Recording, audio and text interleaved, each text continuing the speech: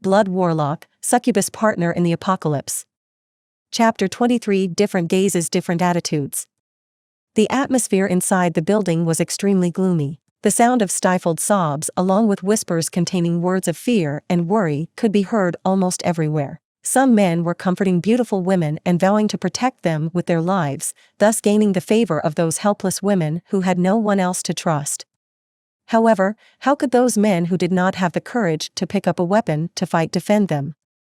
But, with the condition the world was in, sometimes even false hope was welcomed with open arms. Among these men was Xietain. As one of the few men within this group who not only had the courage to fight, but also possessed the ability to protect others, Xietain, who was lustful by nature, was surrounded by a group of 5 female university students. Xietan's appearance was not brilliant and, in fact, he was slightly ugly rather than handsome. However, what the naturally weaker women needed was to survive in this new world. This was something they had realized after a day of witnessing their friends dying before their eyes like flies.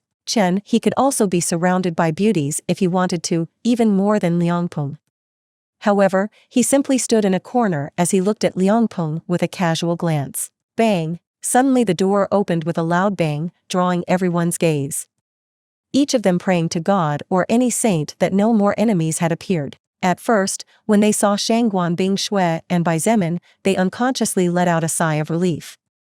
However, after seeing her supporting him and seeing his staggering footsteps, their expressions were filled with disbelief, especially those people who had been saved by him. He was injured? What creature could have been able to injure him to the point of taking away his capacity to move on his own? How could this be possible? The group of surviving students and teachers began to murmur, and their gazes were filled with terror and apprehension. If there was an existence out there capable of causing Xietain, one of the strongest people in this group and one of the few who actually had the courage and ability to fight, to be left in such a miserable condition where he couldn't even move on his own, then how were they going to survive?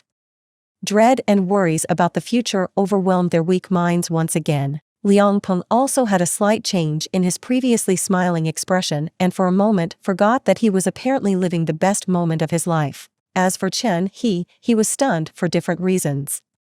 Seeing Xietain being Shui supporting Xietain, he could not believe what he was seeing and for a moment even doubted whether his eyes were working properly. Being Shui, are you okay? With eyes wide open and full of disbelief he asked. I'm fine.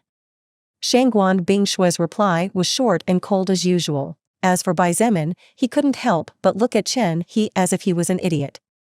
The injured person here who couldn't even move properly was him, not her. Who was he asking then? However, he didn't care too much and the next second he forgot about it. I won't say thank you since currently that word is even less valuable than it was in the past. Xietain looked at the beautiful woman beside him, who was once again completely soaked because of him, and said in a deep voice, "Today, it could be said that you got me out of a trouble that could have cost me my life. In the future, I will definitely return the favor to you until I'm even." Without waiting for a response, he gritted his teeth and removed the arm he was using as support on her.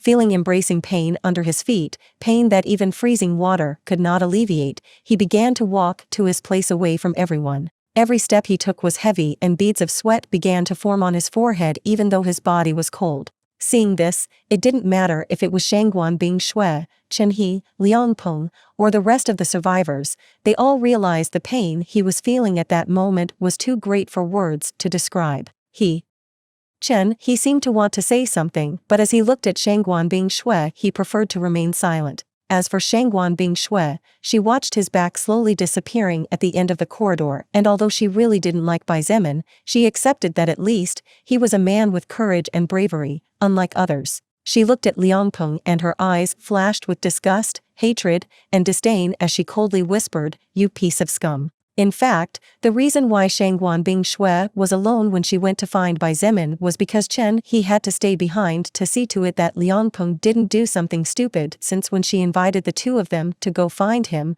Xietain was the first to immediately refuse, saying that Xietain had wanted to go out alone on his own. While Xietan's words were true, Xietain being Shui had received the highest education in society. Apart from personal talent, she had worked very hard to become what she was today.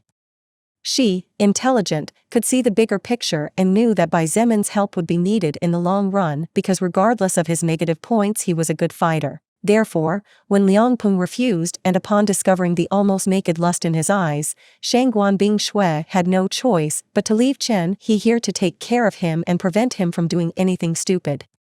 As for why she didn't stay and let Chen He go find Bai Zemin, it was because even with her self-control she had no confidence in putting up with the strong man's stupidities and might end up turning him into an ice statue. Bing Shui, are you really okay? Now that they were finally a little further away from the rest of the people, Chen He looked at her worriedly and asked.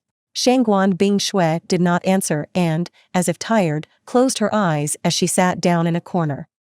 Her white dress was completely wet, hugging and outlining the curves of her body, making her even more charming than she naturally already was. Even the gentlemanly and kind Chen He couldn't help but let his eyes run wild and secretly stole a glance or two before closing his eyes to avoid looking any more. Countless gazes fell on her and seemed to want to eat her with their eyes. But she had no intention or energy to pay attention to them. She had gotten used to this a long time ago anyway, to the looks of desire, lust. F***ck its mother. Bai Zemin couldn't help but curse as he gritted his teeth and dropped to the ground like a broken rag without caring about anything but relieving the pressure on his feet. A person could never imagine how horrible the pain of feeling their own skin peeling off and their flesh tearing after being burned by the fire was. Bai Zemin had never in his life experienced such dreadful pain like this, and he never wished to experience it again if possible. Hee. That's what you get for acting all proud. Lilith teased him mercilessly. Still, she reached over and helped him lean back more comfortably against the wall with careful movements. Leave me alone. Bai Zemin rolled his eyes and grunted. His chest rose and fell as he took deep breaths, fighting the pain he felt. I already owe that woman and I am truly grateful for her help. Whatever her reasons, the fact is that she helped me in my weakest moment. But I do not wish to owe her anything more. You and that woman have known each other before? Lilith asked as she sat down beside him. No. Before the world became this hell, she and I had never interacted and probably never in our lives would have. Bai Zemin closed his eyes and replied quietly, feeling exhausted. Then why do you seem to be so wary of her? Lilith had noticed that while Bai Zemin kept his distance from everyone, he seemed especially guarded against Shangguan Bing Shui. While all the men were enchanted with her in some way or another, Bai Zemin was doing his best to stay away, the more the better. This was something that had confused her until now, so she decided to ask around to get to know him better since there seemed to be a backstory. That was the reason why Lilith had thought that they had known each other before. Bai Zemin, exhausted, unconsciously replied, all of you women are not a good bird, eh? Lilith was surprised by his words. She wanted to ask him what he meant, but when she looked at him she realized that he had already fallen asleep. The pain was so great that Bai Zemin had immediately fallen asleep as soon as he was in a relatively safe place.